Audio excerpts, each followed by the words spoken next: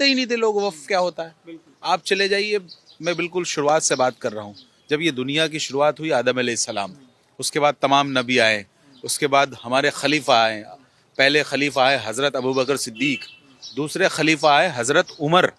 उनके दौर में वफ़ की शुरुआत हुई। वफ़ होता क्या है, क्यों दिया जाता है, किसके लिए होता है?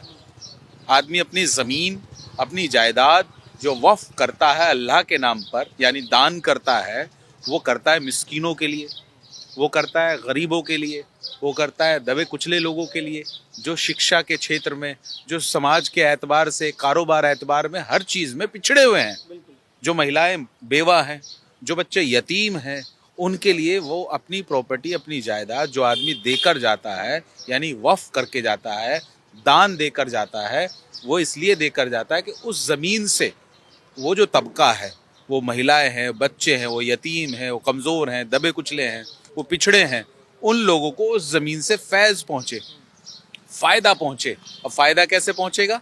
उस पे हॉस्पिटल बने, उस पे स्कूल बने, उस पे मेडिकल कॉलेज बने, उस पे बेहतरीन से बेहतरीन कोई दुकानें बने, कोई मॉल बने, ऐसा काम जो समाज का कल्याण हो सके, ऐसा काम जिससे समाज का जो अब तबका पिछड़ा हुआ है, जिसकी बात देश के वजीर आजम नरेंद्र भाई मोदी जी करते हैं, पिछड़े हुए आखिरी आदमी की बात करते हैं, जो उसका अपलिफ्टमेंट हो सके, यानी वो आर्थिक स्थिति से अपनी शिक्षा की स्थिति में सुधार हो सके, वो भी मेन स्ट्रीम के साथ में आके कंधे से कंधा मिलाकर चल सके। यही बात मोदी जी समझा रहे हैं, अमित शाह जी समझा रहे हैं, तमाम जो अल्पसंख्यक मंत्री हैं किरण रिजिजू जी वो भी समझा रहे हैं कि इस बिल से तमाम गरीब और यतीम लोगों को फायदा होगा। लेकिन विपक्ष के लोग, अब कांग्रेस सरकार तो कह रही है कि हम हाईकोर्ट जा रहे हैं, इस बिल के खिलाफ में जा रहे हैं, ये मुसलमानों पर थोपा जा रहा है, उन्हें दबाया जा रहा है, इस प्रकार की बातें कही जा रही है।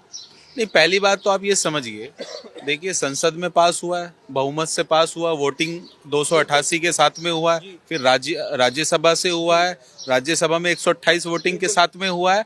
तो ये कहना कि गैर संवैधानिक, ये बेकार की बातें, ये इन्होंने राग अलाप रखा है, उसको बार बार अपने संविधान को हाथ में लेके वो दिखाना है और गीत गाना है। सारा काम संविधान के, जो संविधान का तरीका है, संविधान के अंदर। इनके बच्चे पढ़ेंगे विदेशों में और हमारे ये गरीब और शरीफ मुसलमान खाएंगे मुकदमे, डंडे खाएंगे, जेल जाएंगे। और जैसे सांप बैठ जाता है ना कुंडली मार के, ऐसे ही बैठे हुए कि अब कहीं जांच ना हो जाए, जांच होगी तो ये जेल जाएंगे। इसी तरह से जो और ये मदनी एंड टीम है, इधर ये ओवैसी एंड टीम है, इधर ये मुस्लिम पर्सनल लॉ बोर्ड है। आज देखिए कांग्रेस जो मुसलमानों की हितैषी बन रही है, सारा करा धरा तो उसी का है। और वो लेफ्ट के लोग, वो भी चिल्ला चिल्ला के वहां बात कर रहे हैं, वो तो जो कहते हैं धर्म एक अफीम है, वो तो धर्म के ही खिलाफ है। नमस्कार, बहुत बहुत स्वागत है आपका द न्यूज़ पेपर पर। मैं आपके साथ यशपाल राजपुरोहित। इस वक्त हमारी मौजूदगी शाहीन बाग में है और आप मेरे पीछे शाहीन बाग की बड़ी मस्जिद को भी देख सकते हैं।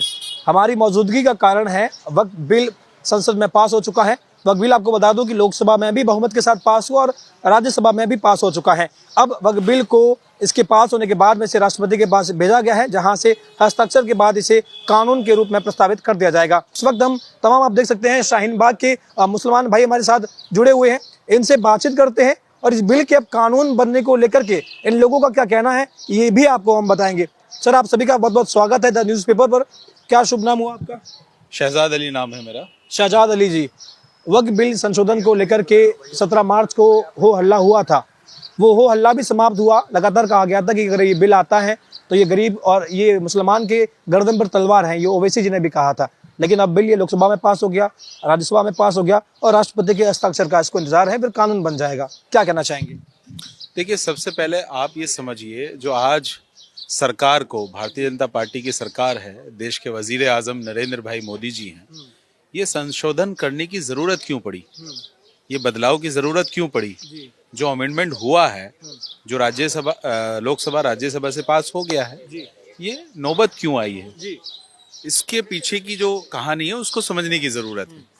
हमारे देश के अंदर सबसे पहले जो एक्ट बना 1923 में बना, अमेंडमेंट पहले भी हुए हैं, 1954 में हुआ, 1955 में हुआ, 1995 में हुआ, कांग्रेस के टाइम में, ड्यूरेशन द कांग्रेस गवर्नमेंट। उसके बाद 2013 में हुआ, 2013 में भी कांग्रेस। उसके बाद अब 2025 में आ गए आप। इस देश को नहीं, इस पूरे दुनिया को अगर वक्फ का कॉन्सेप्ट दिया है तो वो इस्लाम ने दिया है। जन